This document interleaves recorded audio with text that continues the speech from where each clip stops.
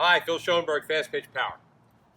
Today, we're going to talk about speed and command and the importance of the throw zone. How, in spite of what some of your pitching coaches may be teaching you and your own personal struggles and issues, you do not have to give up one or sacrifice one to have the other. Imagine it's the bottom of the seventh inning, 2 outs, runner on second base, your team is down by 1 run, you're one of the best hitters on the team, and you're coming up to bat. They've been pitching you inside all day so that you can't extend your arms and drive the ball. You're standing in the batter's box, you know this. Catcher sets up on the inside corner, and you're looking out over the field, and you're saying, well, look, if I try to extend and drive the ball, I'm going to hit a weak ground ball, second base, game's over. But maybe, just maybe, I can muscle the ball over the second baseman. Outfielders are playing way deep, prevent defense, drop the ball in there, and at least I can tie up the game. So you step into the batter's box, and this is your plan. Thinking about this in your head.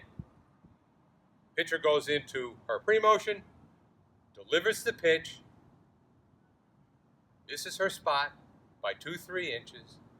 You extend your arms and you drive that ball over the right field fence, 2-run homer, you win the game, you round the bases, you come to home plate, your entire team is there, the cameras are flashing, everybody's cheering, and the whole place is ecstatic.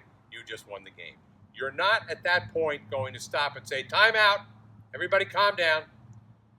That's not where I was aiming. I was aiming over the shortstop to drop the ball between the shortstop and the left fielder who was playing way deep, hoping to tie the game.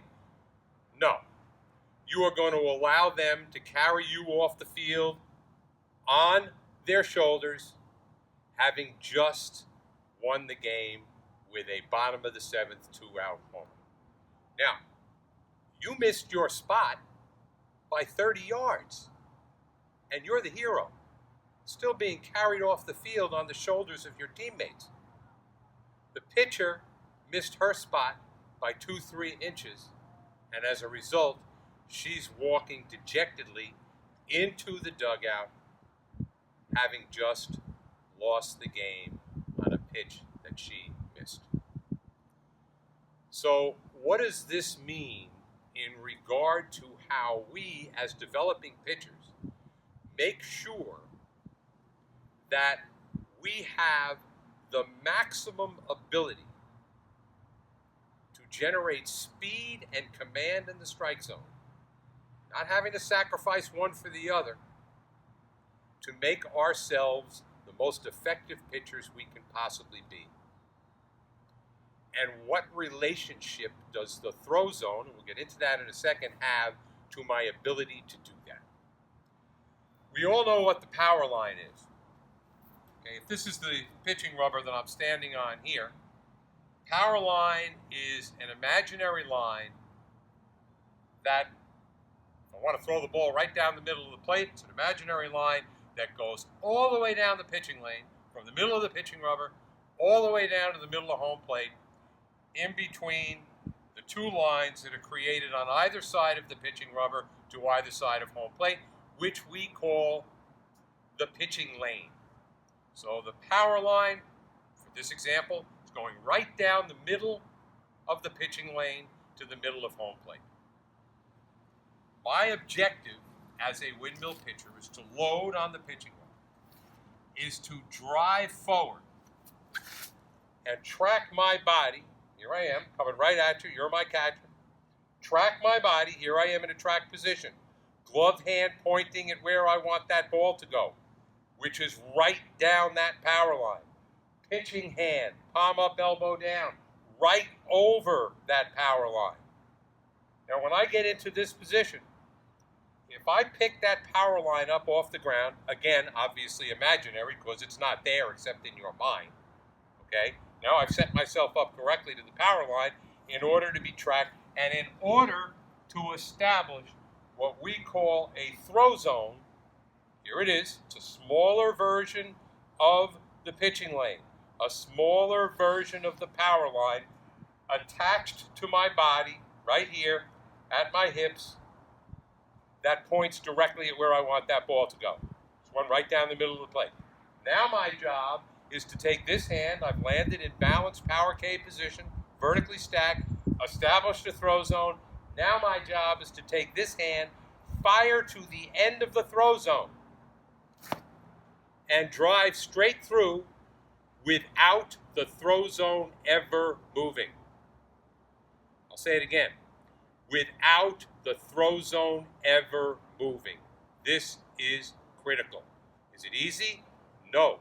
But it's critical in your ability to generate maximum speed without sacrificing command. Now, how can the throw zone move? And here it is. Remember, it's attached to my body. Throw zone can move by bouncing, by rotating, by leaning, by dropping my back leg forward. My throw zone can move in many ways. And if my throw zone is not stable, as I take my hand and fire down to the end of it, then it's just dumb luck as to whether or not my ball is going to go where I want it to go. On the other hand, if I point my throw zone at my target and I don't move it and I get my hand to the end of it really, really fast and drive through really, really fast without that throw zone breaking down in any of the ways that I just showed you, bouncing, twisting, leaning backwards, then I'm going to command that strike zone. And I'm going to be able to do it with maximum speed. So when you are struggling as a pitcher with hitting your spots, and we're hearing this from a lot of our followers, not necessarily students of ours, because our students know they're not necessarily perfect at it when they're 11, 12, 13, 14 years old, but as they work to develop the core and trunk strength that they need to stabilize their bodies, coming off that pitching rubber explosively and landing in perfectly balanced power K position over and over and over again, delivering that ball with maximum speed to the end of the throw zone and driving straight through without the throw zone moving, they're working toward becoming the best pitchers that they can possibly be. Command and speed is critical in your development as a pitcher, in your ability to dominate lineups. And you don't have to sacrifice one for the other unless you are delivering the ball with a methodology that moves your throw zone while your pitching hand is in it. I come off the pitching rubber. I track. My hand starts to hit the throw zone. I rotate my body. Look at what my hand's doing. It's going way out there. My throw zone's here. That's where I want my hand to go because that's pointing at my target. Hand's coming around. I finish the pitch. Hello, elbow. Or I close the door really quickly and I hit my side because you think that my hip, some coaches think that their hip or the pitcher's hip should be their guide for getting the ball to where they want that pitch to go. Well, in our experience, nothing could be further from the truth. You create a straight path to your target. You get down it as fast as you can. You drive straight through.